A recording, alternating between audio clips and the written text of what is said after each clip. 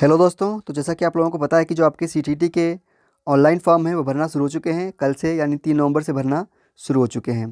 तो हम लोग इस वीडियो में बात करेंगे कि जो आपके सीटीटी का ऑनलाइन ये फॉर्म है इसको कैसे फिल आउट करना है बिना एक भी गलती किए। उससे पहले एक बार हम लोग इसकी इन्फॉर्मेशन बुलेटिन देख लेते हैं। यहाँ पे आप देख पा रहे होंगे इसका जो ऑनलाइन फॉर्म है वह 3/11/2023 से चालू होकर 23/11/2023 तक चलने वाला है, यानी आपको 20 दिन का टाइम दिया गया है। और जो इसकी एग्जाम डेट है वह 21 जनवरी 2024 रखी गई है। बाकी डिटेल यहाँ पर आप पूरी इसको पढ़ सकते हैं, इसकी इन्फॉर्मेशन बुलेटिन डाउनलोड करके इसकी ऑफिशियल वेबसाइट से। तो चलिए हम लोग देख लेते हैं कि फॉर्म को कैसे फिल आउट करना है। आपको डिस्क्रिप्शन बॉक्स में लिंक दिया गया है, वहाँ पे आप जैसे क्लिक करेंगे आप इस वाले पेज में आ जाएंगे। यहाँ पे आने के बाद में आपको नीचे आना है। यहाँ पे आप लेफ्ट साइड में देख पा रहे होंगे, यहाँ पे लिखा गया है न्यू रजिस्ट्रेशन, आपको इस पर क्लिक करना रहता है। यहाँ पे आने के बाद में यहाँ पे आप इसकी एग्जामिनेशन फ़ीस वगैरह को देख सकते हैं। जैसे कि यहाँ पे आप देख पा रहे होंगे, यहाँ पे जनरल और ओबीसी के लिए जो है फ़ीस रखी गई है। किसी एक पेपर के लिए 1000 रुपये। अगर आप लोग कोई दोनों पेपर भरते हैं तो यहाँ पे आपकी 1200 रुपये फ़ीस हो जाती है। अगर आप SC ST में हैं तो आपकी एक पेपर की 500 रुपये फ़ीस है और दोनों की 600 रुपये है। बाकी डिटेल को आपको यहाँ पे पूरा पढ़ लेना है। उसके बाद में यहाँ पे आई हैव, इस पर यहाँ पे क्लिक करना है। उसके बाद में क्लिक हियर टू प्रोसीड पे यहाँ पे आपको क्लिक कर देना है। उसके बाद आप इस वाले पेज में आ जाएंगे जहाँ पर आपको कैंडिडेट यानी अपनी डिटेल भरनी है। यहाँ पे आपको अपना नाम भरना है। उसके नीचे आपको father's name, mother's name, date of birth भरनी है, जेंडर भरना है, आइडेंटिटी टाइप भरना है और आइडेंटिटी नंबर भरना है। याद रखिएगा जो आपका नाम रहने वाला है ये आपके हाई स्कूल के सर्टिफिकेट के हिसाब से होना चाहिए। आपका नाम आपके हाई स्कूल के सर्टिफिकेट से मैच होना चाहिए। यहाँ पे आप एनी अदर को चूज करके अपना आधार नंबर या पैन नंबर यहाँ पे डाल सकते हैं। यहाँ पे आपको एनी अदर चूज करना है। उसके बाद में आप अपना आधार नंबर या पैन नंबर यहाँ पे इंटर कर सकते हैं। उसके बाद में नीचे आपको कॉन्टैक्ट डिटेल भरनी है आपकी। जो देख पा रहे होंगे प्रीमिसेस नंबर और नेम लिखा हुआ है। यहाँ पे आप लोग सन ऑफ, डॉटर ऑफ या वाइफ ऑफ करके लिख सकते हैं। जैसे एग्जाम्पल के लिए राहुल कुमार, सन ऑफ निर्मल कुमार। उसके बाद में आपका जो भी एड्रेस रहता हो मकान नंबर के साथ में इंटर यहाँ पे कर देना है। अगर आप लड़की हैं तो सेम प्रोसेस रहने वाला है। जैसे मान लो ज्योति देवी, डॉटर ऑफ निर्मल कुमार। अगर आप वाइफ हैं तो भी सेम प्रोसेस रहने वाला है, ज्योति देवी, वाइफ ऑफ निर्मल कुमार। इस प्रकार से आप करके यहाँ पे फॉर्म फिल आउट कर सकते हैं। फिर आप लोगों को यहाँ पे सब लोकेलिटी चूज करना है। फिर यहाँ पे इंडिया चूज करके आपको अपना स्टेट को चूज कर लेना है। उसके बाद में यहाँ पे आपको डिस्ट्रिक्ट अपनी चूज करनी है। फिर आपको पिन कोड डालने के बाद में 2 बार अपनी ईमेल आईडी को डालना है, 2 बार अपने मोबाइल नंबर को डालना है जो कि सेम रहना चाहिए। फिर आपको यहाँ पे अगर आपका परमानेंट एड्रेस और प्रेजेंट एड्रेस सेम है तो आपको यहाँ पे टिक कर देना है। जैसे आप इस पर टिक करेंगे ये जो नीचे आप देख पा रहे होंगे ये अपने आप भर जाएगा। उसके बाद में यहाँ पे आपको अपना पासवर्ड चूज करना है।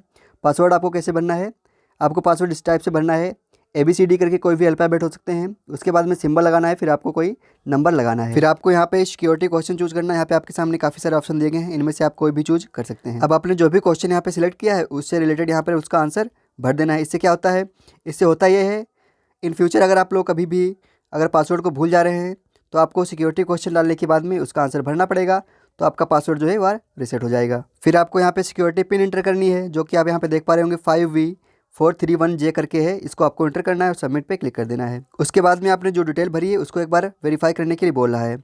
सारी डिटेल आपको वेरीफाई कर लेनी है, अपना नाम, पिताजी का नाम, माताजी का नाम, date of birth, gender, address, mobile number और ईमेल आईडी यहाँ पे आपको वेरीफाई कर लेनी है। उसके बाद में आपको इन सब पे टिक करना है। माई नेम हो गया, फादर नेम हो गया, मदर नेम हो गया, डेट ऑफ बर्थ हो गया, ईमेल आईडी हो गया, मोबाइल नंबर हो गया, एड्रेस हो गया और जेंडर।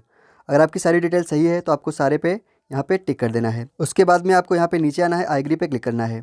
अगर आपको कुछ चेंज करना है तो एडिट रजिस्ट्रेशन फॉर्म पे क्लिक करना है। अगर आपका फॉर्म सही भरा हुआ है तो सबमिट एंड सेंड OTP पे आपको क्लिक कर देना है। जिसके बाद में आपकी मोबाइल नंबर पर एक OTP जाएगी, उसको आपको यहाँ पे इंटर करना रहेगा। आप जिसे यहाँ पे इंटर करेंगे फिर आपको सबमिट रजिस्ट्रेशन वाले बटन पर यहाँ पे आपको क्लिक करना है। इस पर आपको क्लिक कर देना है। थोड़ा सा वेट करेंगे। यहाँ पे आप देख पा रहे होंगे यहाँ पे आपका रजिस्ट्रेशन नंबर आ गया है जो कि एप्लीकेशन नंबर और रजिस्ट्रेशन नंबर सेम होता है। उसके बाद में आपका मोबाइल नंबर वेरीफाइड है, आपको ईमेल आईडी अपनी वेरीफाई करनी रहेगी। आपको इस पर क्लिक करना है।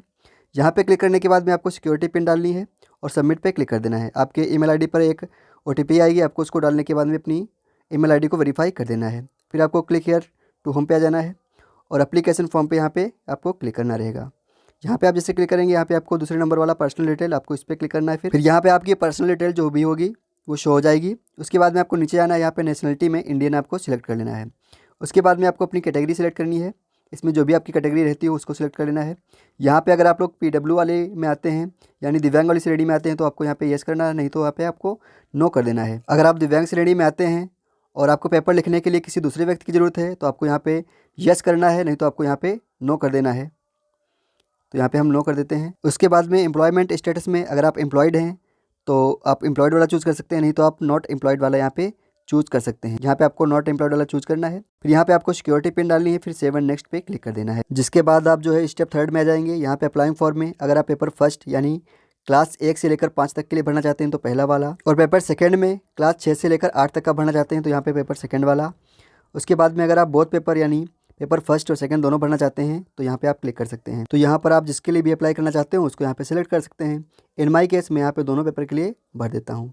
फिर लैंग्वेज फर्स्ट में आप अपनी लैंग्वेज फर्स्ट सेलेक्ट कर सकते हैं, और सेकंड में जो भी आपको ईजी लगती हो संस्कृत और इंग्लिश उसमें से आप यहाँ पे सिलेक्ट कर सकते हैं। उसके बाद में यहाँ पे जो मिनिमम एजुकेशनल क्वालिफिकेशन वाला है यहाँ पे काफ़ी सारे लोग गलती कर देते हैं, तो आप लोग उसको ध्यान से देखिएगा। इसके बारे में हम लोग यहाँ पे डिटेल में बात करने वाले हैं। तो यहाँ पे जो आपका पहला वाला ऑप्शन है जिसमें क्लास 1 से लेकर 5 तक की बात करी गई है, उसमें कौन से कोड भरने हैं उसके बारे में हम लोग बात करेंगे पहले। अब यहाँ पे कोड नंबर 1 उसको भरना है जिसकी 12वीं में 50% नंबर हैं और उसने डीएलएड कर रखा है। और कोड नंबर 2 उसको भरना है जो 12वीं में मिनिमम 45% नंबर से पास है या फिर अपीयरिंग फाइनल ईयर में है और उसने 2 ईयर का डिप्लोमा इन एलिमेंट्री कर रखा है NCTE से। कोड नंबर 3 उसको भरना है जो 12th में 50% नंबर से पास है या फिर अपीयरिंग इन फाइनल ईयर में है और उसने 4 ईयर वाला बैचलर ऑफ एलिमेंट्री एजुकेशन या फिर बीएड कर रखा है।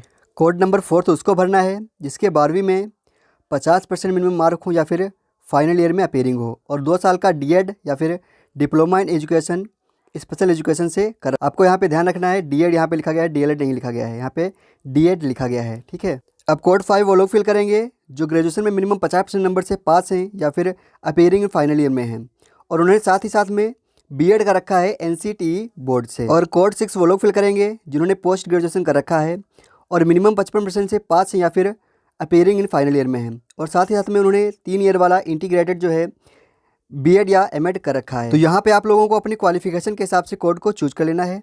हमारे केस में मैंने जो है डीएलएड कर रखा है 2 ईयर वाला, तो हम यहाँ पे एक कोड को चूज कर लेते हैं। कोड नंबर 1 को यहाँ पे सिलेक्ट कर लेते हैं।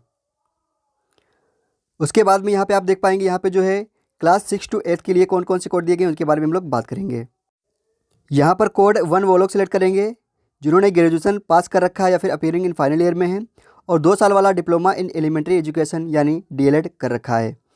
और यहाँ पर कोड 2 वो लोग सिलेक्ट करेंगे जिनके ग्रेजुएशन या पोस्ट ग्रेजुएशन में मिनिमम 50% मार्क हैं और बीएड फाइनल ईयर में अपीयरिंग है या फिर फास्ट है। और यहाँ पर कोड 3 वो लोग सिलेक्ट करेंगे जिनके ग्रेजुएशन में एटलीस्ट 45% नंबर हैं और उन्होंने बीएड यानी बैचलर इन एजुकेशन कर रखा है NCTE बोर्ड से, ठीक है। तो यहाँ पर कोड 3 वो लोग सिलेक्ट करेंगे। कोड 4 वो लोग सिलेक्ट करेंगे जिनके 12th में एटलीस्ट 45% नंबर हैं, उसके साथ में उन्होंने 4 ईयर वाला बैचलर इन एलिमेंट्री एजुकेशन यानी बीएड कर रखा है।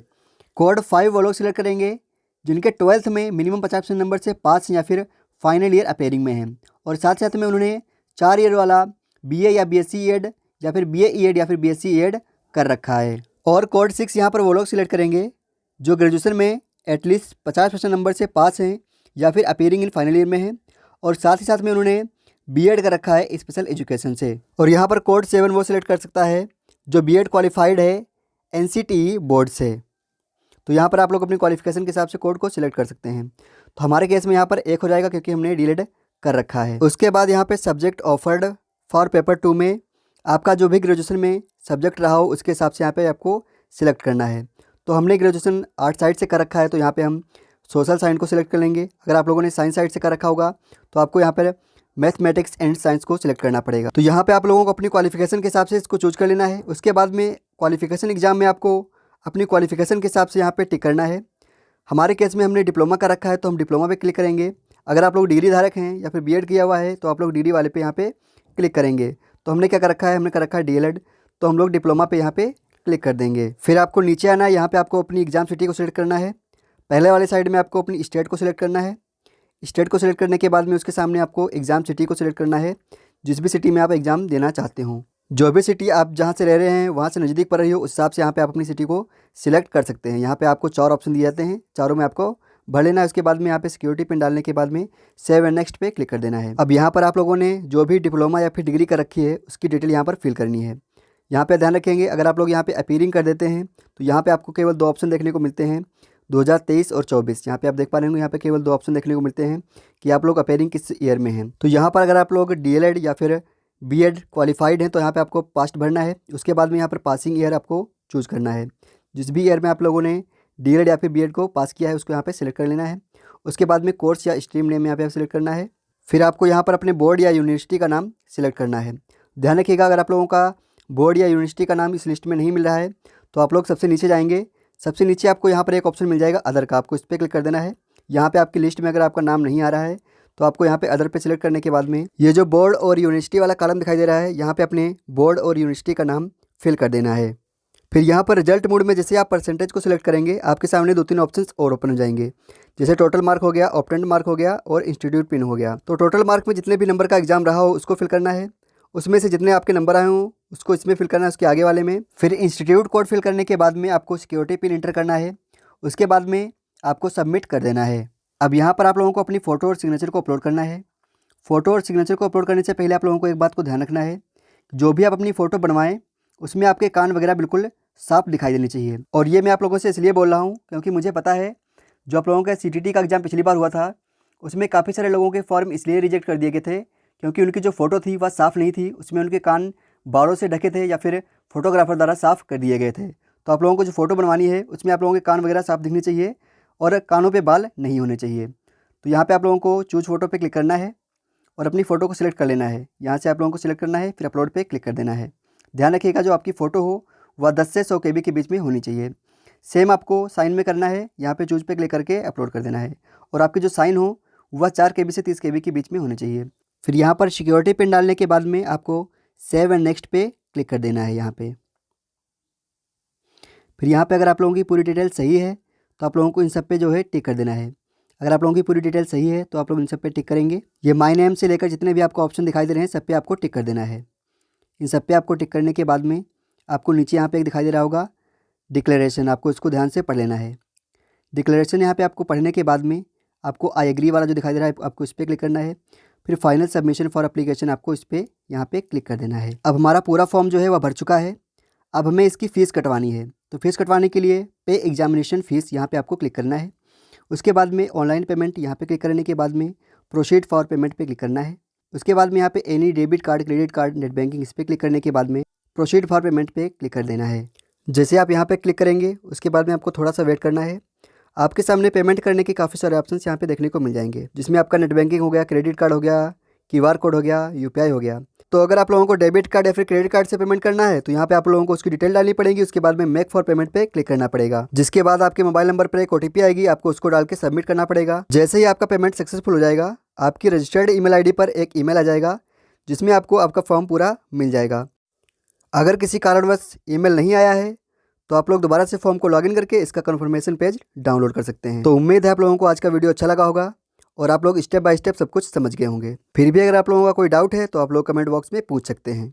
चलिए मिलते हैं हम लोगों को नेक्स्ट वीडियो में, तब तक के लिए जय हिंद, जय भारत।